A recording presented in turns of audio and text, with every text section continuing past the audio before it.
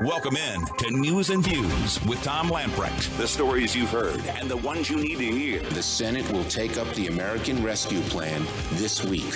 It is packed with pork. What can I do with $400? The wish list of liberal Democrats for a long, long time. We're in a dire strait down here in the southwest border. It's the most progressive piece of domestic legislation, he said, in a generation.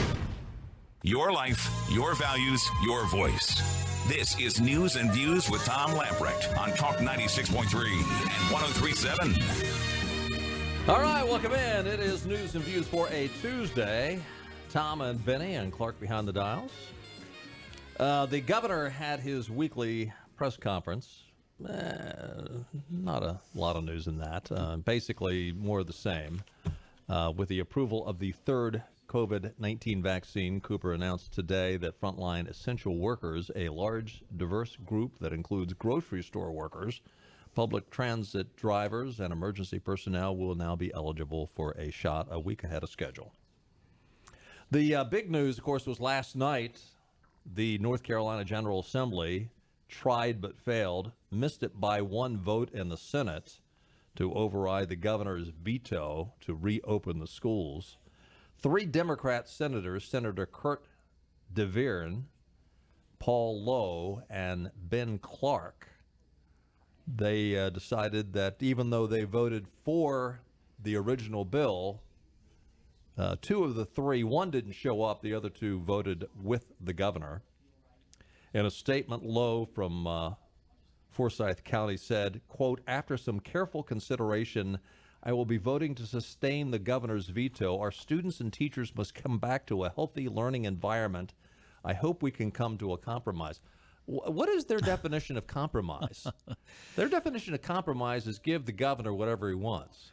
That's absolutely what it is. And listen, I mean, the governor's office is being run by the North Carolina Association of Educators. And I don't understand how you can, and maybe the guy that didn't show up to vote, I guess he can say, well, you know, he can just say he didn't vote for it or against it. But there's absolutely no excuse for this other than playing partisan politics. Yeah. And they talked about just last week, they talked about the importance of children, get them back to school. But now one of them talks about supporting the governor. What's supporting the governor got to do with anything? Well, why did you vote for this bill, this Lowe, Senator Lowe? Why did you vote for this bill in the first place if it wasn't bringing children back to a healthy environment, a healthy and safe environment? So the first 2 weeks ago when you voted for it, it was okay then, but it wasn't okay last night. What changed? It's unbelievable.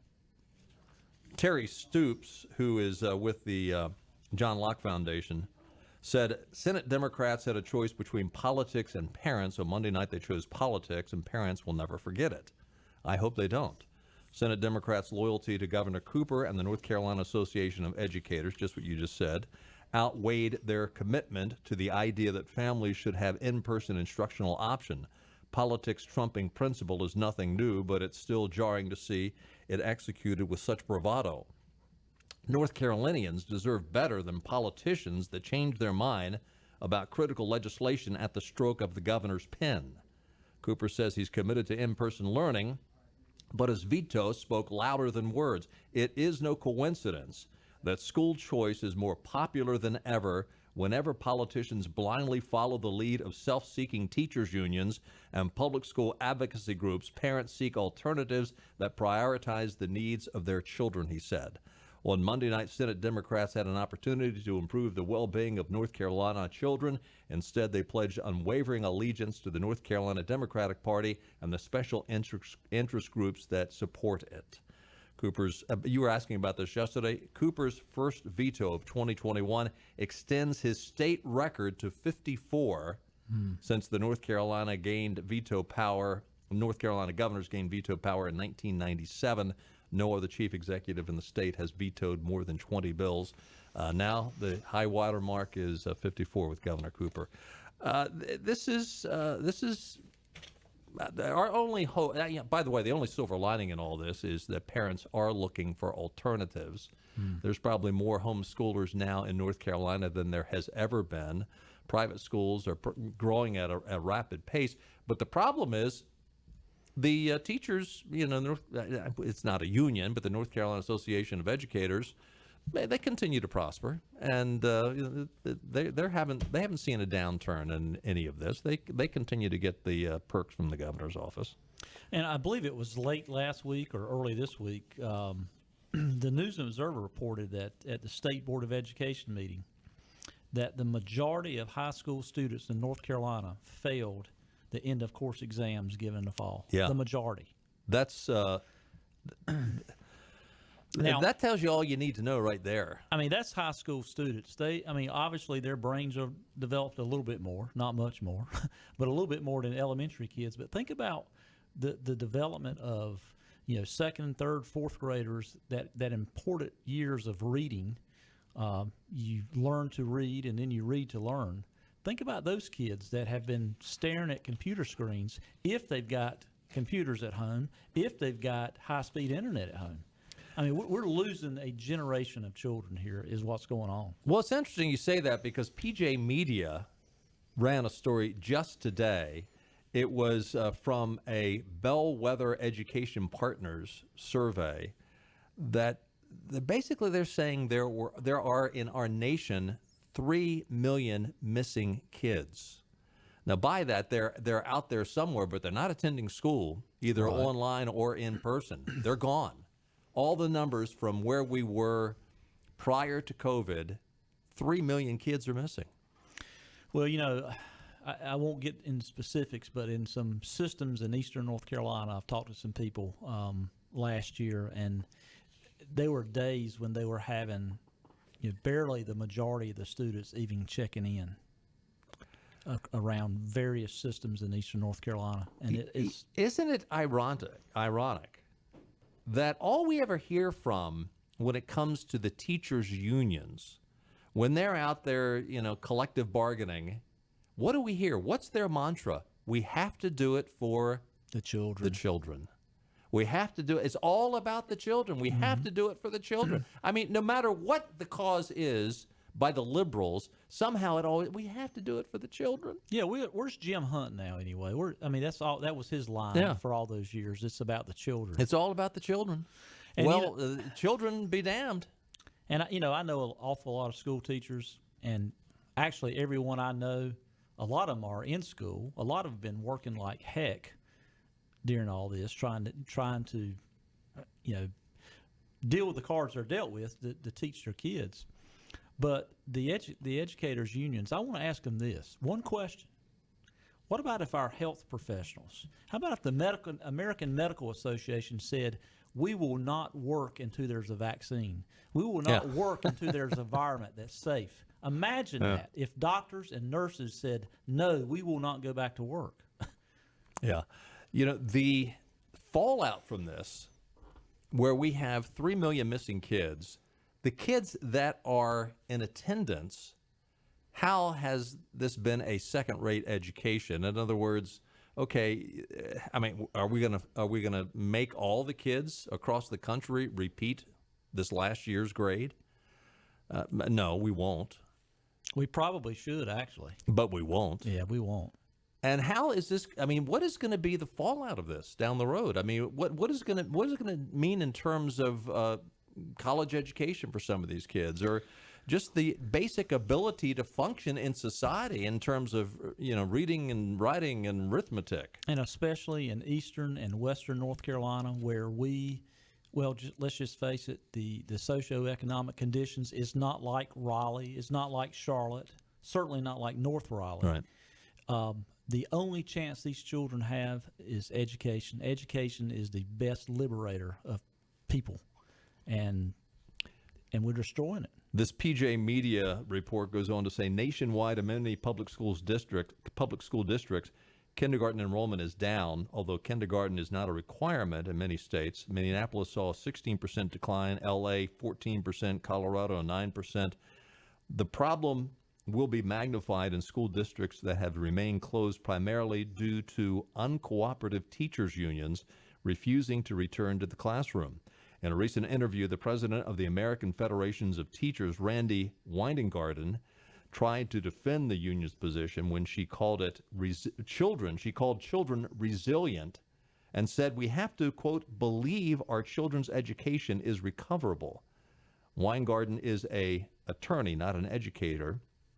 You are going to have a whole generation of kids who are not well enough prepared for college and careers. You're going to have significant increases in mental, social, and emotional well-being issues with kids. And unfortunately, this is going to be a bigger separation. I mean, there's some kids that just, I think there are just gifted kids out there. Now, obviously, it helps when the parents take an interest, but I do think there are kids that it just comes easier to them, and they're gifted. And again, the parents are involved. But so you're going to see a larger separation. I mean, it's the other interesting thing about this is, the socialists, the Democrats are all about equality. Let's make sure everything is equal. We want equality, that everybody's on the same playing field. There's going to be a bigger separation than ever because of this. Mm-hmm. But you're going to have the poor kids are going to be poorer. The less educated kids are going to be less educated. Those whose parents have the ability to send their kids to private school or are just taking an interest in homeschooling them, mom's saying, I'm going to quit my job to educate my kids. You're going to see a larger separation between those two groups. It's going to be more polarized than it's ever been. And I think it proves the lack of leadership out of the governor's office when Roy Cooper he owns this. Success or failure, he owns this because he has not involved other people. He's not involved people in education. All he talks about is the science, the science, the science. Well, he's not listening to the science of the educators. No. He's not listening to pediatricians. He's not listening to psychologists. He's not listening to medical professionals about the other aspect of just this disease. And instead of, spending all this time making excuses of why you should not go back, then pivot and figure out a way you can get them back safely. Yep. You're in charge of it. Yep. Do it. Yep. I mean, I don't understand it. I'm getting my blood pressure up here. No, but listen, the states in which the governors have said we're going to make it work, and even those in DeSantis, he ran into a buzzsaw of flack, but he stuck with it. He stood in there and sent the kids back to school, and you know what? They're doing okay. By the way, down in Texas, the governor of Texas, Abbott, he's come out and said, come next Tuesday, which happens to be Texas Independence Day, all businesses are open 100%, and we are ending the state's masks mandate. So schools, businesses, everything is going to be open full throttle in Texas come next Tuesday. Well, I don't know if that's the right thing or not. Maybe it is, but what except for the fact it's the Republican governor in Florida. Just look at Florida and what's happened in Florida. Compare their numbers to other places. Follow the Florida model. Yeah. Well, thank goodness we at least have a Republican legislature. Now, it was obviously from last night. We know it's not veto-proof, but can you imagine if the Democrats had the House and the Senate in North Carolina with Cooper and with Josh Stein? Boy, we'd be at the bottom of the barrel. That's why people and just forget the party politics out of it. But it's time for Democrats and Republicans, particularly Democrats, to hold these people in Raleigh accountable for letting our state being run by one person for a year. Yeah. And do something about it and get them out of there. It's been a long time coming, and I mean he's been clamping down hard for a year. Again, I ponder, is this because he is a Barney Fife that likes to be an authoritarian, or is this a test run for something bigger in which they plan to clamp down again? I have no empirical evidence to say that, but I certainly ponder it. Well, I'm a true believer that historical and past performance is a predictor of current and future performance. Mm. And just look at every department within the state that's run by the governor for the last 4 years. It's horrible. You just talk to law enforcement and ask how he was as an attorney general. Yeah. I mean, prove me wrong, Roy Cooper. Call in. We're open. We got a line open right now. Anytime. In fact, we'll give you the whole hour. Yeah, come on. Speaking of all that, though, I do want to hit this before we go to break. There's another story in the Carolina Journal today that lawmakers in the General Assembly have filed a series of bills that would exempt counties they represent from some or all of Governor Cooper's COVID restrictions. These so-called local bills only apply to a small number of counties each, but unlike statewide legislation, these bills don't require the governor's signature to become law.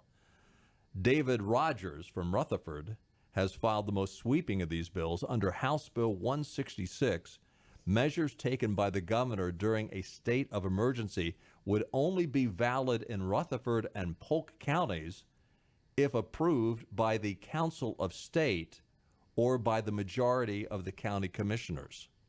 And apparently, this is new to me, but apparently this is a way around Cooper's, quote, emergency powers. The act includes a provision that the governor must get concurrence of the Council of State to exercise some of these powers. However, the act later has a contradictory subsection. Now, this is talking about his Emergency Management Act. Here's the thing, without this, quote, so-called emergency that Cooper is operating under current law, and again, we talked to Keith Kidwell and Jim Perry about this, and they're working on curbing his ability to run with these emergency powers. But according to the current law, his emergency powers are in effect until he rescinds it. And when is he going to rescind it? Yeah, that's something that's got to be worked on. And this particular bill, I read that article, and I'm obviously not a constitutional attorney, but I think that will come down really what does the Constitution say about the executive powers and that type of thing. Sorry, Republicans, but you've been out-lawyered so much in the last couple of years. I don't know about that one. But is it not a? I have not memorized our state constitution, but I'm fairly certain within the state constitution, it does outline the requirements for the state to provide education for the kids. Yeah, it does. It does. Mm-hmm. And that's the majorge of our budget, North Carolina. And so how are we fulfilling that right now? Mm-hmm. Not very well. I mean, if we're doing it at all, it's not very well. Anyway, hopefully this will be something to rein in Cooper. And by the way, if New York can do it, North Carolina should be able to do it. Up in New York, Andrew Cuomo's emergency powers would be limited by state legislators under new legislation the leaders of the state Democratic legislative majorities announced Tuesday. So in New York, where the Democrats are in charge, nonetheless, they are so sick of Cuomo that they have passed legislation. Now, obviously, Cuomo is not going to sign it. Mm-hmm. Will it be veto-proof? But it's going to rein in his powers. Look, if they could do it in New York, we certainly ought to be able to do it in North Carolina. Yeah, and I ask every Democrat in the General Assembly, I mean, do you believe in the separation of powers? No, they don't. Because you have allowed this state to be run by Roy Cooper for a year, and you have determined that your office is meaningless. That's the other thing, too, that's so frustrating. The separation of powers, the executive branch, the judicial branch, and the legislative branch, it was designed to be slow. People, they complain about, well, we got to get things through faster. No, our founding fathers were brilliant. They wanted things to go slow. Go well, but go slow. They didn't want this executive order garbage going through. We right now, we're running backwards. I mean, our founding fathers have got to be rolling over in their graves. Hey, we got to take a time out. We'll be right back.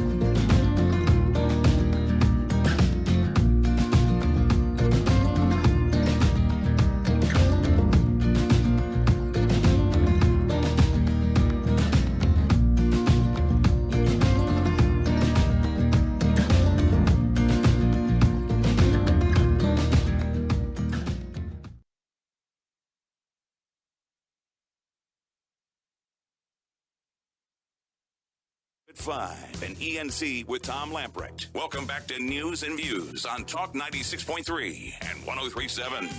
Welcome back in. Taking a look at your weather forecast. The good news is Wednesday is a 20% chance of rain. That's the only day for the next 7 days that rain is even mentioned. So maybe we'll dry out a little bit here in eastern North Carolina. Your highs are going to be in the low 50s. Thursday, we should get up into the 60s. So, yeah, that looks pretty nice. Otherwise, lows in the nighttime hours in the 30s and highs during the daytime hours in the 50s. Key is no rain. Yep, please. Weather brought to you by Ironwood Golf and Country Club, voted best golf course in Greenville 2 years in a row. Ironwood Golf and Country Club boasts an 18-hole Lee Trevino design course, full-service dining and outdoor pool, tennis, and more. Our newly designed 15,000-square-foot clubhouse is the perfect place to make new traditions with your family. And now, for a limited time, join Ironwood and pay zero initiation fees. Call 252-752-4653. Find out what makes Ironwood the best of Greenville, 252-752-4653. Be a part of the best, Ironwood Golf and Country Club. So, yesterday, the Senate confirmed Miguel Cardona, President Joe Biden's choice to lead the U.S. Education Department by a vote of 64 to 33. 45-year-old former elementary school teacher, public school principal, rose to be Connecticut Commissioner of Education. During his Senate confirmation, this is cut to Clark, Rand Paul challenged Cardona on his statement that it was appropriate to allow boys to compete with girls in sports. Does it bother you that like the top 20% of boys running in track meets beat all of the girls in the state, and that it, would be, completely destroy girls' athletics? The girls are being pushed out. If they don't make the finals in the state meet, they don't get college scholarships, that it's really detrimental to girls' sports. Do you worry about having boys running girls' track meets? I recognize and appreciate the concerns and the frustrations that are expressed. I've, as Commissioner of Education, have had conversations with families who have felt the way you just described it, and families of students who are transgender. So I understand that this is a challenge. I look forward to working with you and others to. Do you think it's fair to have boys running in the girls' track meet? I think it's appropriate I think it's the legal responsibility of schools to provide opportunities for students to participate in activities, and this includes students who are transgender. Even if they're transgender, I think that's their right. Well, a lot of us think that that's bizarre, not very fair. I come from a family that has a lot of girls who have competed in college athletics, have been state champions, and frankly, some boy that's 6'2" competing against my 5'4" niece doesn't sound very fair. I think most people in the country think it's bizarre, that it's just completely bizarre and unfair that people, and you're going to run the Department of Education, you've got no problem with it. That concerns me. And I think this kind of thing is going to lead to really just the vast majority of America just wondering, who are these people that think it's okay? From what planet are you from? I mean, to think it's okay that boys would compete with girls in a track meet, that somehow would be fair. That's Rand Paul, the libertarian. I would say a very sensible libertarian who, when it comes to the fact that other people will be harmed by your liberal ideas, he's not going to be a libertarian when it comes to that. It was interesting. Mitt Romney, when Rand Paul was going through that questioning, Mitt Romney was in agreement, shaking his head in affirmation to Mitt Romney's line of questioning. In fact, he turned around and went on to say, I've got pictures of my 8 granddaughters among some grandsons behind me. He said they shouldn't be competing with people who are physically and entirely in a different category. And I think boys should be competing with boys and girls with girls on the athletic field. But guess what? He voted to confirm the guy. Yeah. Guess who else voted to confirm him? Richard Burr and Tom Tillis. Really? Yes. Now, I understand that there are, and again, the vote was 64-33. There was a couple of Republicans that weren't there to vote. Bill Cassidy voted. Susan Collins voted for this person. Cornyn voted for this person. Chuck Grassley, Ron Johnson, Mitch McConnell, Lisa Murkowski, no surprise there. Rob Portman, that's not really a surprise. Mitt Romney, Marco Rubio, and Tom Tillis and Richard Burr. I understand that there are people that have the attitude, he's the president, he can choose whoever he wants to choose for his cabinet. But you're a senator, and you can vote against the person. Oh, yeah. You have that prerogative. And this is beyond the pale. And this same garbage answer that this guy Cardana gave to Rand Paul is the same garbage answer that this Dr. Levin gave. Oh, they're reading off from the same sheet of music. Yep. Same script. But it does explain one thing. It explains possibly Mitt Romney's injuries this weekend. I mean, really. Somebody knocked him down. He said he was playing with his grandchildren. Maybe his granddaughter kicked his tail. You know? I said, what did you vote for that for? Really? I mean, the only problem is the vote was after he fell down and bumped his head. 561-8255. Mike has been waiting patiently from New Bern. Hey, Mike. Hey, Mike. Good afternoon, gentlemen. Good afternoon. Oh my goodness! I don't even know where to start. Well, we're giving you plenty of fodder. Go for it. With the stuff going on with the Department of Indoctrination in North Carolina, what do? You can't vote these people out of office, apparently, because they figured out how to steal elections. If there's a law that's passed that they don't like, they find a judge somewhere to make legislation from the bench to overturn it, and then you have turncoat so-called Republicans that forgot the last 4 years, and apparently they're getting money from some people to do this, and they're selling out their country for I guess for campaign donations or whatever. I don't even know what to do. Well, get involved, pray hard, and hold these people. Well, you can get involved in any. I mean, look. What accountability though? You have Hillary Clinton. Well, you can be. Listen. I understand your frustration, Mike, but you can be one of the persons that hold them accountable. I mean, you can go volunteer as a judge in your precinct. Volunteer for the Republican Party and be a part of it. I mean, if we do nothing, the game is over. I know it's frustrating and I know it's uphill, but we've got to stay involved. I'm not advocating doing nothing, but they've got everything wrapped up. Well, Mike, they've got entertainment, they've got the indoctrination, all the schools, they've got everything. Well, Mike, I do think the most basic binary thing on the planet, XX and XY. They have turned and twisted and distorted that. So if you believe that sex is binary, then you're the problem. Well, it absolutely is. Mike, let us respond. Just hold on. I understand your frustration. Let us respond. Mike, I feel your pain, but our last line of defense is the state legislatures, and we have got to get out and support conservative candidates for state legislature all over North Carolina and support them hard, because that's our last line of defense against what I believe now is a tyrannical federal government. And we got to stop that from Roy Cooper being the same way in the state. And the key to that is getting conservative Republicans elected in the state House and state Senate in North Carolina. And running.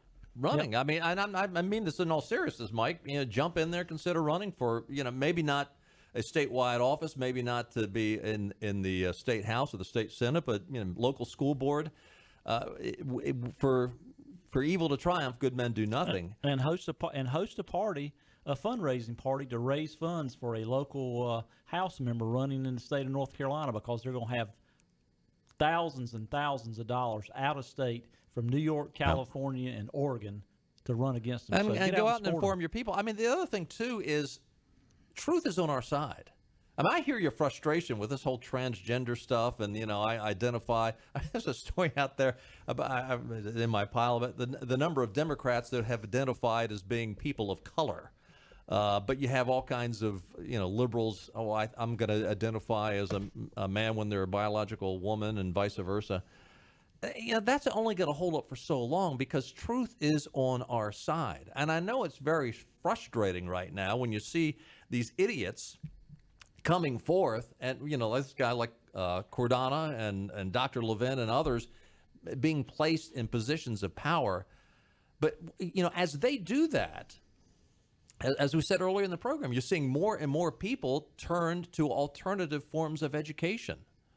And there is a silver lining. The free market of ideas and truth are two pretty powerful items to have on our side. Mm-hmm. And one thing we do have on our side, from the book of Isaiah, woe unto them that call evil good and good evil, that put darkness for light and light for darkness, that put bitter for sweet and sweet for bitter. Yep. Woe unto them that are wise in their own eyes and prudent in their own sight. So good. So we have that on our side. We need to put that on our Facebook page and on our website. Send that over to Clark. Hey, Mike, thanks for the call. And I understand your frustration. And we don't mean to be lecturing you. We're talking to ourselves. Yeah. Mike, we got to take a break. Thank you, sir. Appreciate your call. We'll stay with us. Benny and I'll be right back.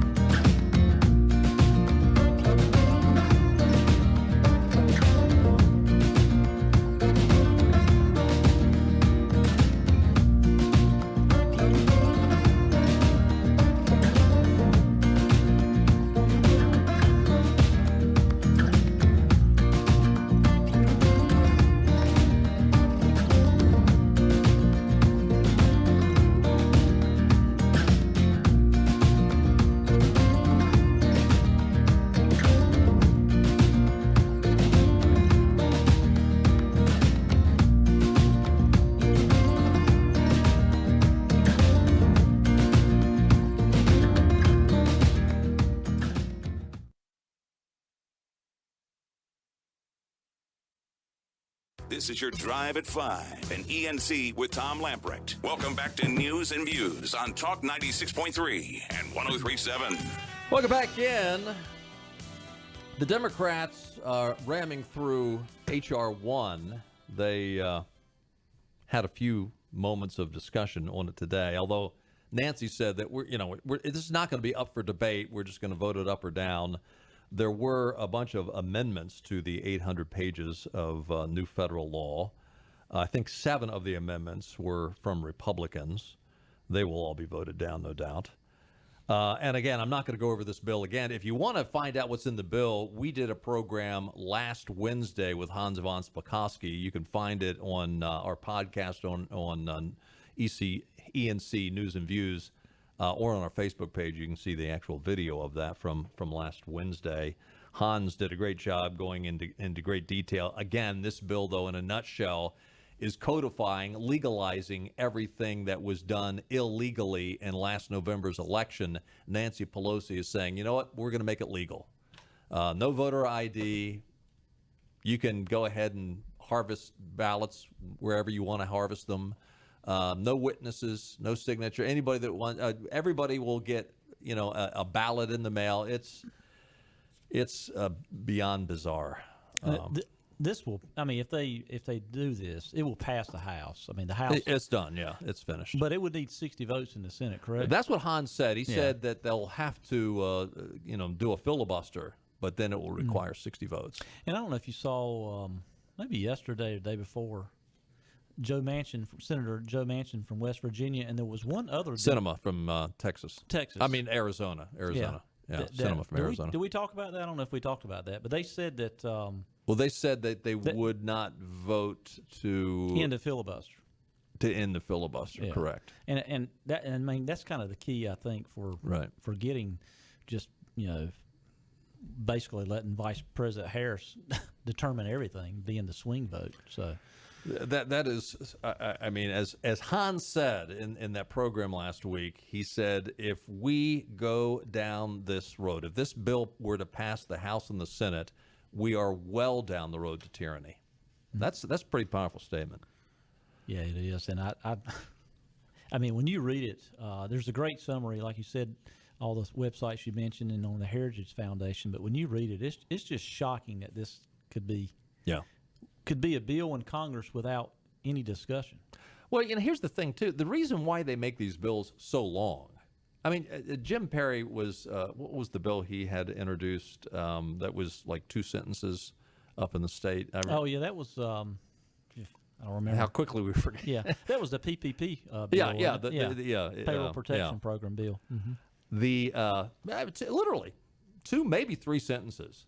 They make these bills 800 pages, which is how long this H.R. 1 is, so that you won't know what's in it. It is so overwhelming. You've got to hire a staff of people to go through with a fine-tooth comb to find out what is hidden in there, and it's done deliberately. Among other things, these bills we need to pass a bill to restructure bills in the federal government. There's no reason why we should ever have a bill that is 800 pages long to deal with elections. Well, and it's just like the COVID bill that they're talking about now, the 1.9 trillion. 1.9 trillion COVID bill. That's all kinds of pork in there. 8 or 9% is real COVID relief. The rest is. And the rest is just pork and payoffs. And things that don't have anything to do with COVID. It's ridiculous. Breitbart is reporting a Harvard-Harris poll which surveyed 1,700 registered voters earlier in February found 71% of respondents believe Antifa is a domestic terrorist group. I'm rather surprised that 29% don't think that. When the poll asked which is more concerning, the violence in American cities during the summer of the riots, the riots during the summer or the riots at the Capitol on January 6th, the violence in the cities won by a majority of 55%, so 55 to 45, which that's fairly amazing considering how the media portrayed it. The media portrayed the summer riots as peaceful protest. Summer of love. Yeah, summer of, exactly. And the world was coming to an end on January 6th. The poll followed up with another question. Do you think that events at the U.S. Capitol are being used by politicians to suppress legitimate political movements, or do you think there's no such suppression of legitimate movements? 62% said yes, 36% said no. So in other words, 62% said the events at the Capitol were being used by politicians to suppress legitimate political movements. That's a strong majority. Yeah. Also, according to the poll, Joe Biden's least popular executive orders are requiring schools to let biological boys play in girls' sports, reducing deportations for illegal aliens. Both those were 45% to 55%. So in other words, 55% said no boys playing girls sports. And again, I'm surprised that only 45 were against that. Canceling the Keystone Pipeline was one of his least favorite. Also, reducing immigration enforcement. So basically, the things that you're livid with, the majority of Americans are livid with. When is the national National Organization for Women or some of these national women's rights groups? They're curiously quiet. Yeah, when are they going to step up? Because I was thinking about it today.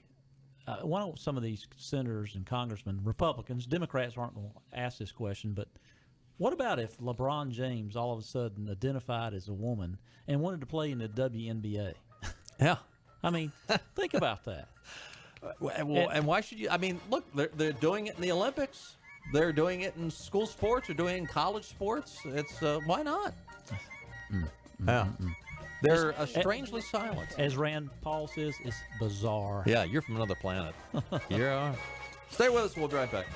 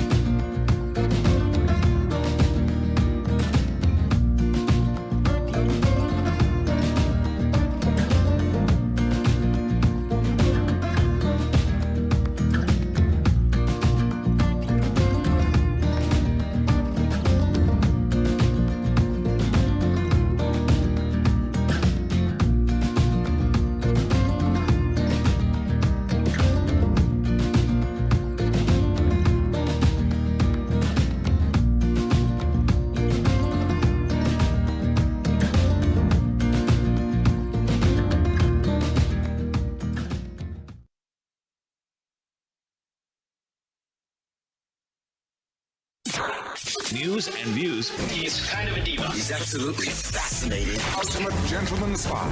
Irresistible to women, deadly to his enemies, a legend in his own time. You won't believe what he's going to say next on Talk 96.3 and 103.7. Here's Tom Lempreck. So did you hear John Brennan said he turned into a CPAC over the weekend, and he said he was disgusted and embarrassed to be a white male because of what he saw at CPAC. And John, actually, well, that works out great because as being a white male myself, I speak for white males everywhere to say we're totally embarrassed that you're a member of the white male entourage. I bet John Brennan, probably more than anyone, was happy that Joe Biden won. I say that loosely, won the election because I think John Brennan would have been the fall guy for President Obama and Joe Biden. Yeah. He is a snake. He really is. He should be brought up on treason charges, to be honest with you. And he also insinuated that this is just a bunch of white guys down there, conservative white guys. Can I say Mark Robinson, Ben Carson, Wayne Dupree, DeRoy Murdoch, Byron Scott. Daniels, Tim Scott, Burgess Owens, Vernon Jones. I mean, the list goes on. And again, I think liberal Democrats they've got to be concerned when they see the number of black conservatives grow literally every day. Well, I think that's why the whole big push of starting this white supremacist hoax, that's why the big push, because they realize that black America is waking up to what the Democrat Party's been doing. Good point. 561-8255. Doug has been waiting patiently. Hey, Doug. Good afternoon, Tom. Hello, Benny. How are you all tonight? Hey, Doug. Doing good. Good to hear from you. I got a real simple cure for the vote situation. We just get a list from the IRS, and if you're a taxpayer in this country, you get to vote. If you're not a taxpayer, you got no say-so. I've actually been saying that for years. I have said that I would even take it a little further, that if you are getting a government benefit of some sort, now I would exempt if you're there would be certain exemptions if you're earning your keep, but if you're getting some sort of a government handout or benefit for temporarily, you ought to lose your right to vote. And the reason why I say that is, you're voting to line your pockets in some instances. And I know that's very, people, liberals would hear that and they'd say, how about VA benefits? Well, they've earned those. I think in the VA, that's something that they have earned. Something that you've earned. I got you. Yeah. When I was a kid growing up in my hometown, when I was a minor, I got detained by law enforcement because I didn't tell the truth. Well, all these people who were co-conspirators in all of this illegal election, if we was to prosecute them for obstruction of justice, how many more jails would we have to build to accommodate all the people that helped out? Yeah. Yeah, I would just be satisfied that people actually existed and they didn't vote twice. Let's take baby steps. Really? If we, they're alive. I mean, we're really going overboard here. I think Benny's got it right. If we could just have a fair election, I don't really care who votes. If it would just be fair and everybody just gets one vote. Hey, you just got to walk in, you hold up a mirror, and if you fog that mirror up, you can vote. Yeah. Well, and you can prove you're a citizen. And you can prove you're a citizen. Anyway, thanks for the call, Doug. Appreciate it. Gentlemen, thank you for your time. Good night. You bet. Thanks, Doug. Thank you, sir.